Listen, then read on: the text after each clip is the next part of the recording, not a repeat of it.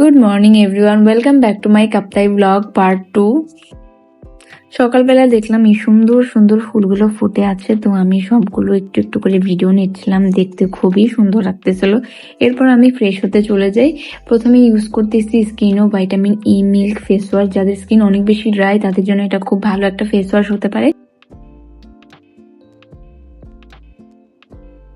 স্কিনকে deeply clean করার পাশাপাশি সফট অ্যান্ড ময়শ্চারাইজ রাখে। এরপর আমি ইউজ করতেছি স্কিনও কেয়ার অ্যান্ড রিপেয়ার সানস্ক্রিন। এটা আমার one of favourite sunscreen. Face wash and sunscreen দুইটাই পেয়ে যাবে আমার পেজে একদম ফ্রি ডেলিভারিতে। আমি রেস্টুরেন্টে বসে রেডি হয়ে নিচ্ছিলাম।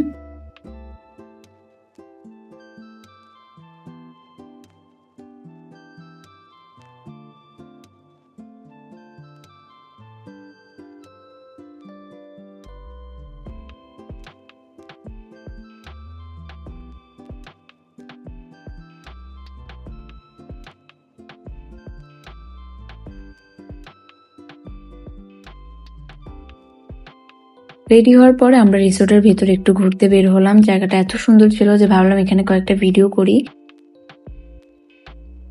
এই সুন্দর কাপ্তানটা নিয়েছি আমি হায়াত থেকে, পেজটা আমি ক্যাপশনে মেনশন করে দিব।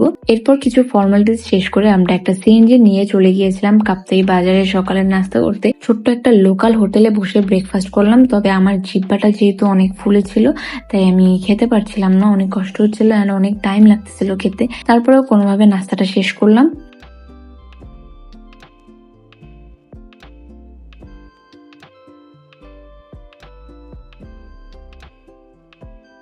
নাস্তার পর আমরা 200 টাকা দিয়ে এই নৌকাটা ভাড়া করলাম। এরপর শুরু হলো কাপ্তাই লেকে ঘোরাঘুরি।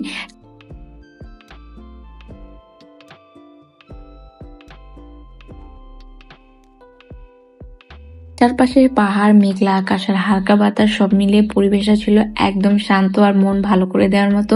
মাঝে মাঝে আমরা কয়েকটা জায়গায় থেমে ছবি আর ভিডিও তুলতেছিলাম। যদিও আমার অনেক ঘুম পাচ্ছিল, তারপরে এই সুন্দর পরিবেশে বসে থাকতে ভালোই লাগতেছিল। ঘোরাঘুরি শেষ করে আমরা আবার রিসোর্টে ফিরে যাই। আমাদের চেক ইন ছিল দুপুর 1টায়, তাই কিছুক্ষণ বাইরে বসে অপেক্ষা করছিলাম।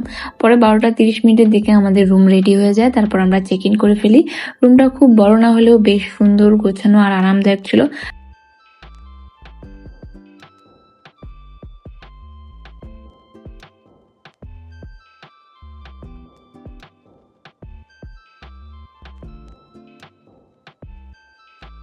আর ওয়াশরুমটাও নিট অ্যান্ড ক্লিন ছিল। তারপর আমি ফ্রেশ হয়ে 1 ঘন্টার মতো ঘুমিয়ে নিয়েছিলাম। ঘুম থেকে উঠে এই সুন্দর ড্রেসটা পরে কিছু ছবি ভিডিও করলাম।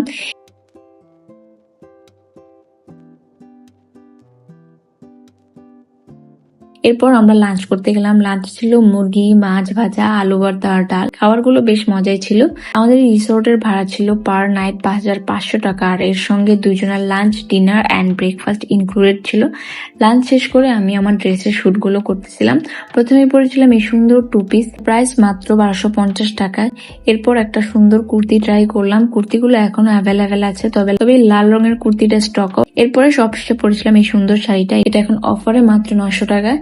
এটাও এখন অ্যাভেলেবেল আছে, কেউ নিতে চাইলে রিউসি পেজে নক করতে পারো। শুট শেষ করে আমি আবার ঘুমিয়ে নিয়েছিলাম। ঘুম থেকে উঠে দেখি সন্ধ্যা হয়ে গেছে। তারপর বাইরে রিসোর্টের এই সুন্দর জায়গাটা কিছুক্ষণ বসে সন্ধ্যার পরিবেশটা উপভোগ করতেছিলাম।